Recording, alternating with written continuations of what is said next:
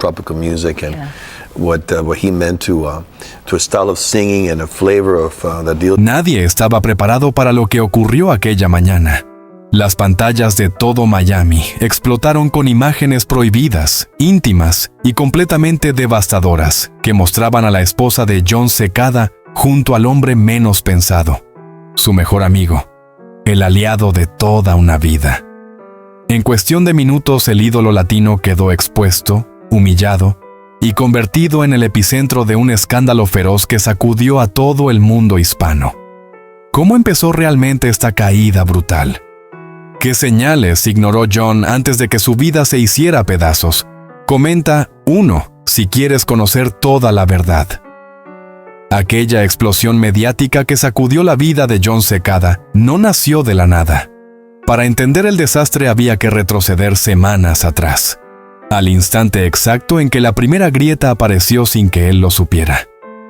Todo comenzó la mañana en que regresó de una gira agotadora por América Latina.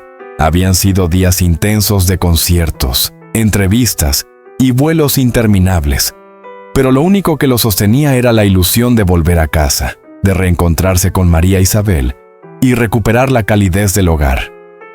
Sin embargo, al cruzar la puerta sintió un aire distinto, una tensión flotando en el ambiente, como si alguien hubiera movido los muebles emocionales del lugar. Ella lo recibió con una sonrisa correcta, pero hueca, con un abrazo que no tenía el peso habitual, y con una mirada que evitaba quedarse demasiado tiempo en la suya. Al principio trató de convencerse de que era cansancio, estrés o simplemente un mal día, pero su intuición, esa que tantas veces lo había guiado en el escenario, comenzó a enviarle señales de alerta. Cada gesto de María Isabel parecía calculado, milimétrico, como si actuara un papel que no había ensayado bien. Las conversaciones eran superficiales, llenas de desvíos forzados. Cada vez que él intentaba profundizar en un tema, ella cambiaba hábilmente de dirección, hablando del clima, de una receta nueva o de un detalle irrelevante de la casa. Y entonces apareció el primer verdadero síntoma: el teléfono. John conocía bien las costumbres de su esposa. Sabía cuándo dejaba el móvil en el sofá y cuándo lo llevaba en el bolso, pero nunca la había visto obsesionada con él. Aquellos días, el aparato se convirtió en una extensión de su mano. Lo llevaba al baño, a la cocina, al jardín, incluso cuando él estaba presente. Cada vibración era suficiente para tensar su postura, y cada mensaje parecía activar un mecanismo de defensa que la hacía cerrar la pantalla demasiado rápido. John, con su sensibilidad afinada, comenzó a leer estos gestos como si fueran notas de una melodía disonante. El verdadero golpe llegó durante la cena de una noche aparentemente común. El teléfono sonó y ella se levantó de inmediato, casi con sobresalto, alegando que era algo urgente. John escuchó desde la mesa un tono de voz suave, íntimo, casi quebrado. Un tipo de delicadeza que él conocía demasiado bien. No era una llamada de trabajo ni un problema familiar. Era una conversación emocional. Cuando ella regresó, con una sonrisa nerviosa y una excusa improvisada, él ya sentía que algo dentro de sí estaba cambiando. Los días siguientes se convirtieron en un ejercicio de observación silenciosa. John no quería caer en celos irracionales, pero tampoco podía ignorar la creciente distancia emocional que se abría entre ellos. Cada mañana encontraba nuevas señales, mensajes que iluminaban la pantalla a horas inusuales, miradas perdidas, llamadas que ella atendía desde el pasillo con la puerta apenas entornada. El clímax llegó una tarde de verano, cuando un simple error lo cambió todo. María Isabel dejó el teléfono por un instante sobre el sofá mientras hablaba en el jardín. La pantalla se iluminó y John, por puro reflejo, vio la notificación que lo congeló por completo. Carlos M. Ese nombre no solo le resultaba familiar, era parte de su vida. Un amigo cercano, un confidente, un productor que había estado a su lado durante años. Un segundo después, apareció el mensaje que lo destrozó. No puedo dejar de pensar en ti. Lo de anoche fue indescriptible. El mundo de John se derrumbó sin hacer ruido. Los sonidos de la casa se apagaron. La luz pareció cambiar, como si todo se hubiera congelado en un instante de irrealidad. Carlos no era cualquier hombre. Era alguien que conocía los secretos del matrimonio, las vulnerabilidades de John, sus miedos, sus sueños. El puñal de la traición atravesaba en doble sentido: la mujer que amaba y el amigo en quien confiaba. Cuando María Isabel volvió a entrar, él no dijo nada. Simplemente preguntó con calma quién había escrito. Ella mintió con una facilidad que lo desgarró aún más. Esa noche John no pudo dormir. No, se sentó en su estudio con la guitarra en las manos, pero cada nota sonaba vacía, como si la música hubiera decidido abandonarlo también. Pasó horas recordando momentos con Carlos, conciertos, cenas, celebraciones familiares. Todo se mezclaba con la imagen de su esposa leyendo esos mensajes. A la mañana siguiente, cuando finalmente reunió el valor para confrontarla, no lo hizo con rabia, sino con una serenidad fría, casi dolorosa. Ella no negó nada, solo bajó la mirada, incapaz de sostener la verdad. El silencio que siguió fue más cruel que cualquier confesión. John entendió que la traición no era un accidente ni un malentendido. Era una ruptura profunda, una herida dirigida al centro mismo de su vida. A partir de ese momento, el hogar se convirtió en un museo de recuerdos muertos. Cada objeto, cada fotografía, cada risa atrapada en los marcos de la pared, parecía burlarse de él. Y mientras el mundo exterior seguía girando, John Secada comenzaba a caer lentamente en la oscuridad, sin imaginar que la peor parte aún estaba por llegar. Porque aquella traición privada estaba a punto de hacerse pública, brutal y devastadora ante millones de personas. Lo que John no sabía era que la traición que intentaba procesar en silencio estaba a punto de convertirse en un huracán imparable que arrasaría con su intimidad, su carrera y su nombre público. Tras la confrontación con María Isabel, él decidió marcharse a su apartamento frente al mar, convencido de que el aislamiento le daría claridad. Pero mientras buscaba entender cómo su vida se había fracturado de manera tan brutal, el mundo exterior ya comenzaba a susurrar. Rumores en redes, comentarios en foros, fotógrafos rondando su casa. Había una tensión en el aire, como si alguien supiera algo que él todavía no había visto. Todo estalló una mañana cuando su manager, Alberto, lo llamó con un tono que presagiaba desastre. «¿Enciende la televisión, ahora?», le dijo. Al hacerlo, su respiración se detuvo. En la pantalla aparecían imágenes de su esposa entrando y saliendo de hoteles con Carlos M., fotografías tomadas desde la distancia, videos breves, incluso fragmentos filtrados de mensajes privados. Los titulares eran una puñalada: el triángulo que sacude la música latina, amor prohibido entre la esposa de John Secada y su productor. Los medios devoraban la historia con un morbo feroz, repitiendo imágenes una y otra vez como si fueran escenas de una película trágica que todos querían analizar. John sintió como el suelo se abría bajo sus pies. No solo estaba viviendo la peor traición de su vida, ahora debía soportarla ante los ojos de millones. Su teléfono estalló en llamadas, mensajes y solicitudes de entrevistas. Paparazzi se instalaron frente a su edificio. Incluso personas que jamás habían mostrado interés por él enviaban comentarios, algunos compasivos, otros crueles. La traición privada se había transformado en un espectáculo público. En cuestión de horas, su nombre se convirtió en tendencia mundial, no por su música, sino por el escándalo. En los programas de entretenimiento, expertos en farándula analizaban su matrimonio como si fuera un rompecabezas. Otros se atrevían a especular sobre su salud mental, su reacción, sus próximos pasos.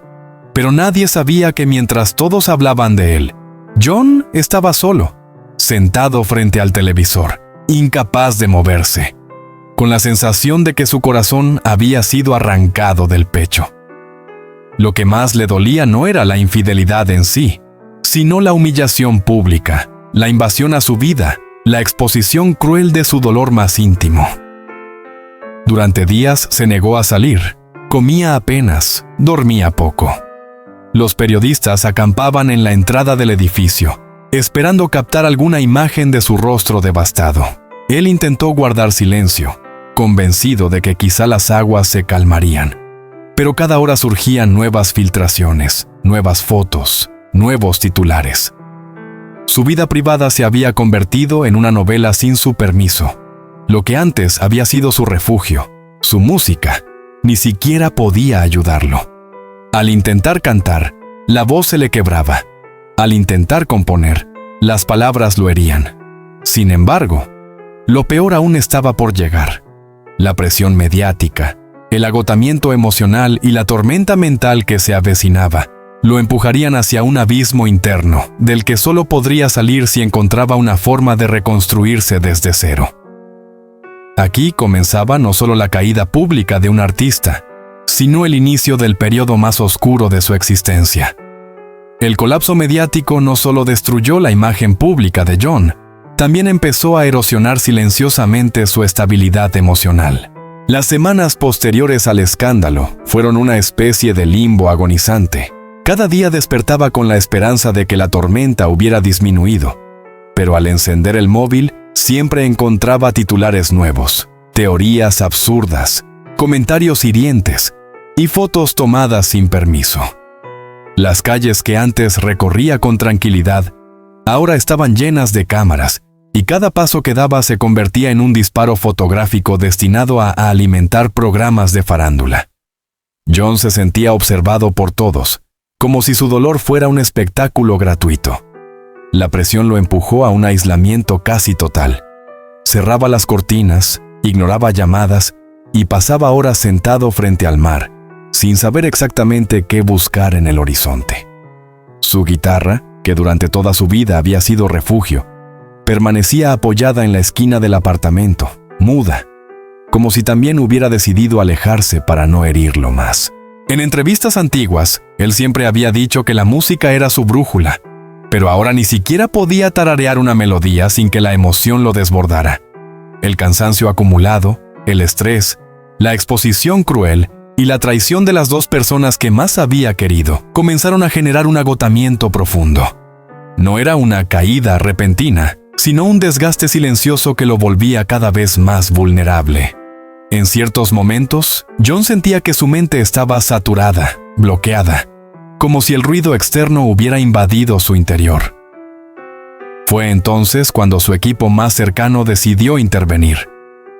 Alberto, su manager, acompañado de un viejo amigo de la familia, lo visitó con cautela, sin cámaras, sin preguntas, simplemente para recordarle que no estaba solo. Le hablaron con respeto, con calma, explicándole que necesitaba detenerse, respirar y buscar ayuda profesional para recuperar claridad y fuerza. Aquella conversación fue un punto de inflexión. John, profundamente cansado y consciente de que su vida se había vuelto insostenible bajo aquella presión, aceptó la recomendación de internarse temporalmente en una clínica privada en California. No era una rendición, sino una pausa necesaria. En el traslado, mientras el avión despegaba, miró por la ventanilla y sintió una mezcla extraña de tristeza, alivio y miedo. Sabía que lo esperaba un proceso largo y delicado, pero por primera vez desde el escándalo, percibió una pequeña luz entre las sombras. En la clínica lo recibió un equipo profesional acostumbrado a trabajar con artistas que atravesaban crisis similares. Allí no era la estrella traicionada, ni el protagonista del escándalo, sino simplemente un hombre que necesitaba recuperar equilibrio. Le asignaron sesiones de conversación, actividades creativas y espacios de descanso emocional. Desde el primer día, el silencio del lugar lo impactó profundamente.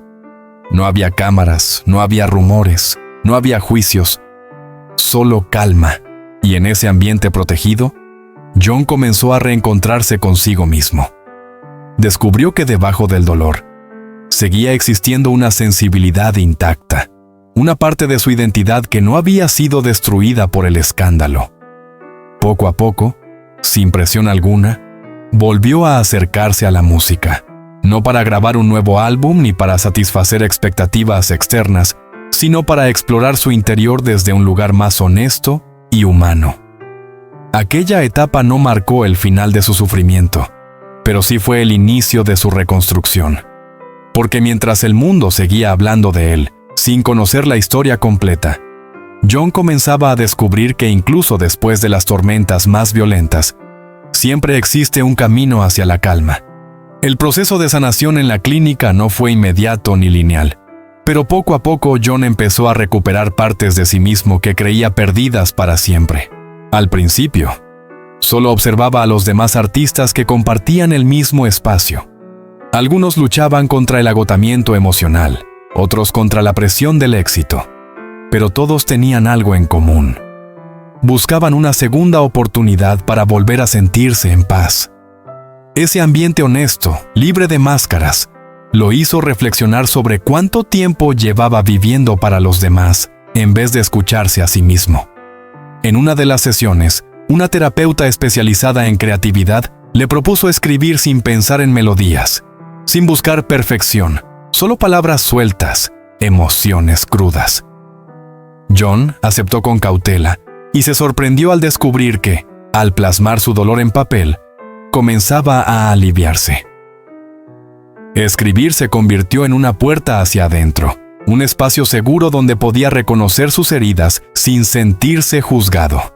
Con el paso de los días, esas frases dispersas empezaron a transformarse en versos, y esos versos comenzaron a llamar discretamente a la música. Una mañana, casi sin darse cuenta, se encontró tarareando una melodía suave, triste pero luminosa. La terapeuta le sonrió. «Eso que escuchas es tu voz regresando». Aquella frase lo conmovió profundamente. Por primera vez desde la tormenta mediática, sintió que podía respirar. Volvió a visitar la sala de música de la clínica, un espacio sencillo con un piano antiguo y varias guitarras disponibles para los pacientes. Allí, solo, comenzó a experimentar con acordes, ritmos y palabras. No tenía intención de convertirlo en un proyecto profesional, era simplemente un ritual de sanación. Sin embargo, el resultado empezó a adquirir forma propia. Una composición íntima, sincera, que hablaba de fragilidad, de esperanza y de reconstrucción. A pesar de que aún le costaba, John entendió que no debía apurarse. Esta vez la música no era un compromiso, sino un puente hacia su propia serenidad. Durante su estancia también exploró nuevas actividades recomendadas por los especialistas: meditación guiada, caminatas al aire libre, ejercicios de respiración, conversaciones profundas con otros pacientes que compartían historias igual de intensas. Cada encuentro le recordaba que el dolor humano es universal y que nadie está completamente solo en sus batallas. Con el paso de las semanas comenzó a sentir más claridad mental, más estabilidad emocional. Su mirada, antes apagada, recuperó brillo. Empezó a hablar de sus sentimientos con menos miedo, a soltar culpas que no le pertenecían y a comprender que la traición que vivió no definía su valor. Su bienestar no dependía de lo que ocurrió, sino de lo que decidiera construir a partir de ahí. Cuando el equipo médico finalmente consideró que había avanzado lo suficiente como para continuar su proceso fuera de la clínica, John sintió una mezcla de nostalgia y gratitud. Aquel lugar que había recibido su dolor también había sido el escenario de su renacimiento interior. Antes de marcharse, tomó unos minutos para despedirse del piano, acariciar suavemente las teclas y agradecer en silencio por haber recuperado la conexión con lo que siempre fue su verdadero refugio. Al salir, el aire fresco de California le pareció diferente, más ligero, como si el mundo hubiera cambiado de tono. Pero en realidad el que había cambiado era él. Ahora estaba listo para enfrentar el exterior desde otra perspectiva, con más calma, más madurez y, sobre todo, con la certeza de que incluso en los momentos más oscuros, siempre existe la posibilidad de volver a empezar.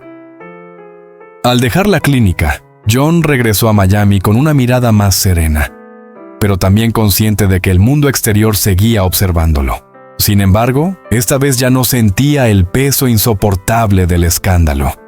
llevaba consigo las herramientas emocionales necesarias para reconstruir su vida desde un punto más sólido. Lo primero que hizo fue regresar a su antiguo estudio, un lugar que había evitado durante meses porque cada rincón le recordaba la época en que su hogar, su matrimonio y su música parecían inseparables. Al entrar, respiró hondo y se sorprendió al no sentir la punzada de dolor que había anticipado. En su lugar experimentó una calma extraña, como si ese espacio lo estuviera esperando para una nueva etapa. Encendió las luces, abrió las ventanas y se permitió simplemente mirar. Las fotografías, los instrumentos, las partituras, todo parecía pertenecer a una vida anterior, pero en lugar de rechazarla, decidió integrarla. No podía borrar el pasado, pero sí podía resignificarlo. Poco a poco, reorganizó el estudio, moviendo muebles, cambiando la disposición de los instrumentos y creando un ambiente que reflejara su presente. El primer día solo se sentó frente al piano sin tocarlo, permitiéndose sentir la energía del lugar. Al día siguiente, dejó que sus manos recorrieran algunas notas, al principio temblorosas, luego más firmes. Descubrió que la música no lo traicionaba, al contrario, lo abrazaba. El sonido llenó el estudio con una suavidad que lo conmovió hasta el silencio. Después comenzó a revisar las páginas que había escrito en la clínica. Entre ellas, encontró versos sueltos que hablaban del dolor, de la pérdida, pero también de la luz que nace después de atravesar la oscuridad. Sin planearlo, esas palabras empezaron a encajar con melodías nuevas. Se dio cuenta de que, sin querer, ya estaba componiendo el álbum más honesto de su carrera. A medida que avanzaban los días, John se sentía cada vez más en armonía consigo mismo. Volvía a caminar por la playa al amanecer. Disfrutaba del sonido de las olas y de la sensación de recuperar el gusto por la vida cotidiana. Incluso retomó conversaciones sencillas con amigos de confianza, aquellos que nunca lo habían abandonado a pesar del ruido mediático. Con el tiempo, comprendió que no necesitaba demostrar nada a nadie. Su regreso al escenario no debía ser una reacción al escándalo, sino una expresión de libertad. Por eso decidió trabajar en silencio, sin anuncios, sin prisa, dejando que el proceso creativo lo guiara. Cada canción que componía se convertía en una pieza de su propia reconstrucción emocional. La gente en Miami aún lo miraba con cierta curiosidad, algunos con lástima, otros con admiración. Pero por primera vez en mucho tiempo esas miradas ya no lo afectaban. Había recuperado la sensación de caminar con su propio ritmo, sin cargar el peso del juicio externo. Y aunque todavía no lo decía en voz alta, John sabía que se acercaba el momento de regresar a los escenarios, no para demostrar fuerza, sino para compartirla. En su interior, esa certeza comenzaba a crecer como un fuego tranquilo, anunciando que su renacer estaba cada vez más cerca. Con el estudio finalmente convertido en un refugio renovado, John comenzó a sentir que la música lo llamaba con una fuerza imposible de ignorar. Cada mañana despertaba con ideas nuevas, melodías que aparecían mientras preparaba café, versos que surgían durante sus caminatas frente al mar. Era como si su interior, después de tanto tiempo en silencio, hubiera decidido abrir las compuertas de golpe. No obstante, había algo más profundo en esta etapa.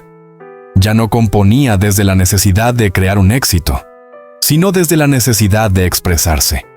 Por primera vez desde el escándalo, John se sintió libre de expectativas, libre del miedo a decepcionar a alguien, libre incluso de la sombra del pasado. Esa libertad le permitió avanzar hacia un objetivo que, aunque no lo confesaba en voz alta, comenzaba a convertirse en un llamado poderoso: regresar al escenario.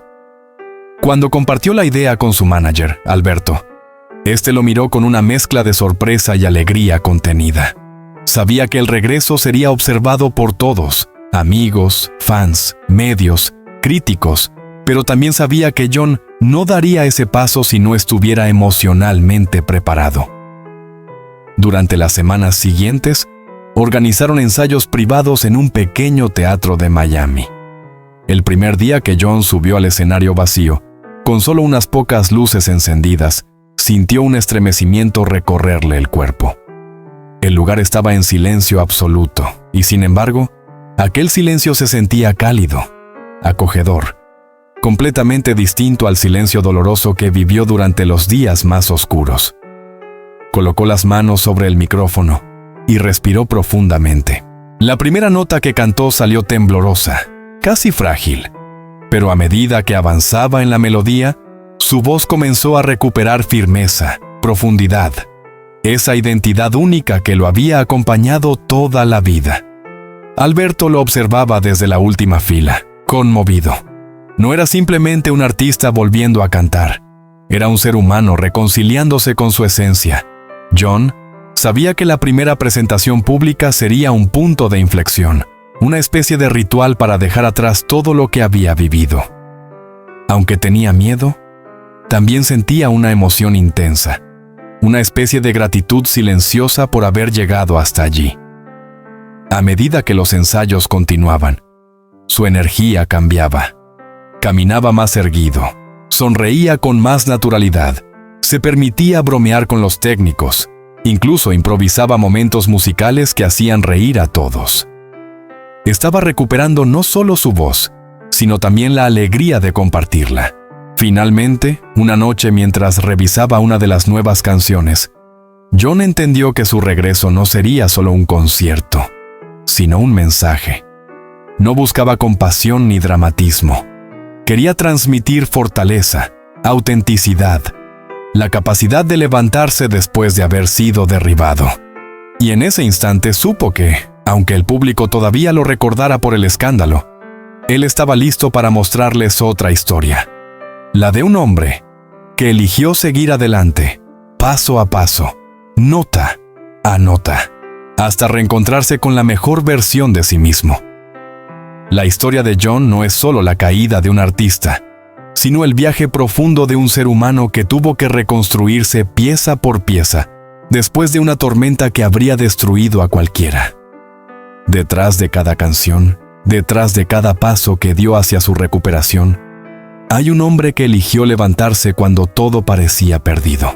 Por eso hoy te invitamos a mirar más allá del escándalo, a ver al ser humano que luchó en silencio, que transformó el dolor en música y que decidió compartir su renacer con el mundo. Si esta historia te conmovió, si sentiste empatía por su lucha, si crees que nadie merece ser juzgado solo por sus momentos más difíciles, te pedimos que apoyes este video con un like, que lo compartas para que más personas entiendan el valor de la resiliencia y que te suscribas al canal para seguir acompañándonos en estas historias profundas, humanas y llenas de verdad.